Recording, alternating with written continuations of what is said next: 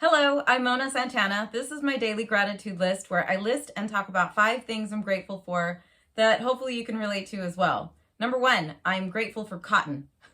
Cotton is everywhere. We need to be grateful for cotton. If we didn't have cotton, we wouldn't be living in the world that we're living in as it is now. It would not have been possible. Cotton is like one of those staple things that's so completely commonplace that you don't even think about it at all. I mean, we use cotton balls, cotton wool, whatever you call it, and we think of cotton. But cotton is also in so many things that we use on a day-to-day basis, like clothes and towels and sheets and blankets, and because there's just so much stuff that we have in our lives to feel grateful for that it's endless. And I think cotton is a good example of a place where you can have endless gratitude.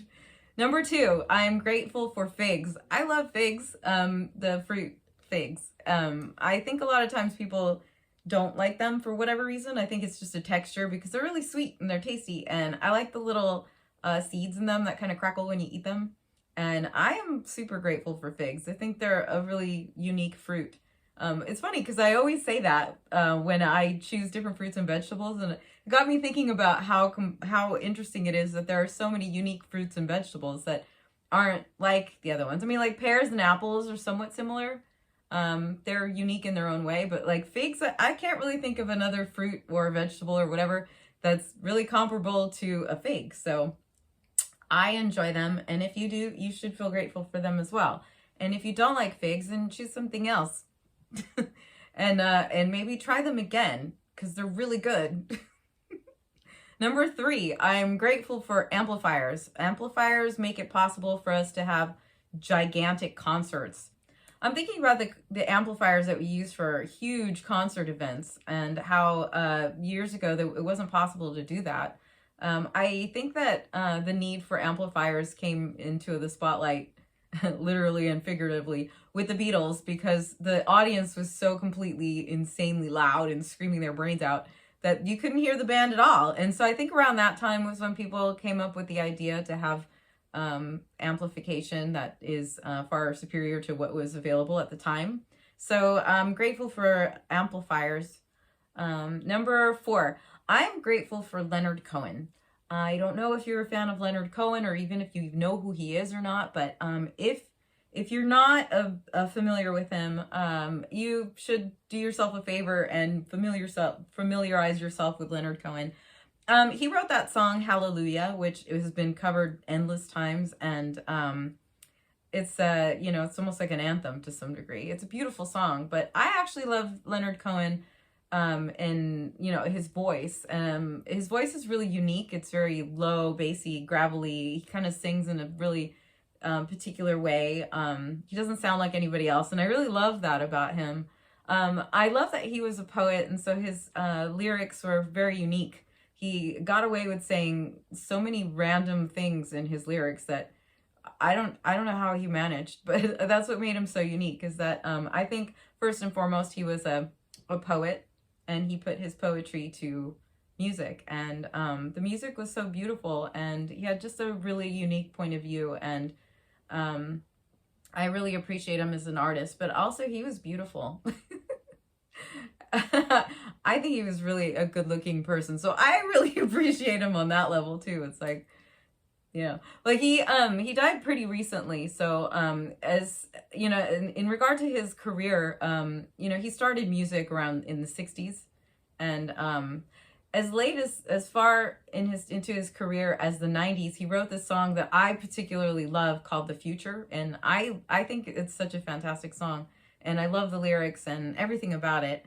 But Leonard Cohen, I feel like, is someone that was hugely prolific and hugely influential for so many other artists as well. He was kind of somebody who kind of was like a little underground, but then also a little mainstream. So he was pretty unique in that way too. So it's interesting. Anyway, number 5, I am grateful for a spice called pimentón. It's from Spain, and I grew up eating pimentón in a lot of the different foods that my mom would prepare.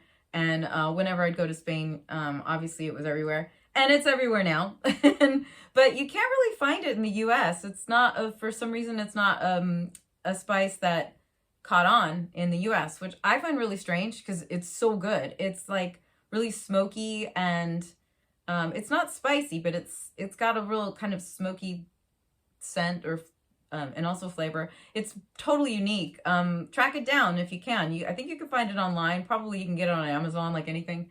If you live in Europe, you're probably familiar with it. And if you live in Europe and you're not, then you should check it out because it's really good. And it's I don't know. I think it's something that for me, I love it so much. I use it a lot in my own cooking, and I'm grateful for its existence. It's I think it's called Spanish paprika in other places. It's not like Hungarian paprika. It's totally different. But in Spain, it's called pimentón. But be careful because it will stain everything red. Anyway, so I like to be grateful for things, little things like that in life, because I find that the more that I focus on those things in my life, that the more that I'm able to be happier and default to a more optimistic way of looking at things in life. You know, given that there's so many things in life that are difficult just by nature, because there's always going to be, and there's always, you know, there's always strife and, you know, there's wars and things like that. And so you have to think about the things that you have in your life so that you're not dwelling in all the negativity, because it's going to be there anyway. And so the more that you can focus on positive things, then it makes it easier to be able to overcome all those negative things.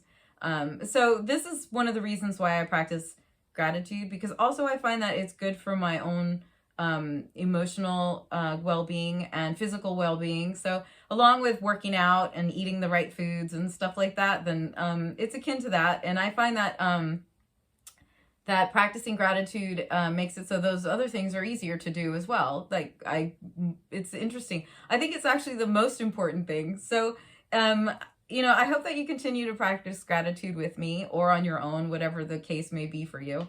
But I'd like to say thank you to those of you who subscribed and liked and comment on the channel. I really appreciate it. And if you haven't subscribed, I'd really appreciate that. So I hope you're having a lovely day, and I'll see you next time. Bye!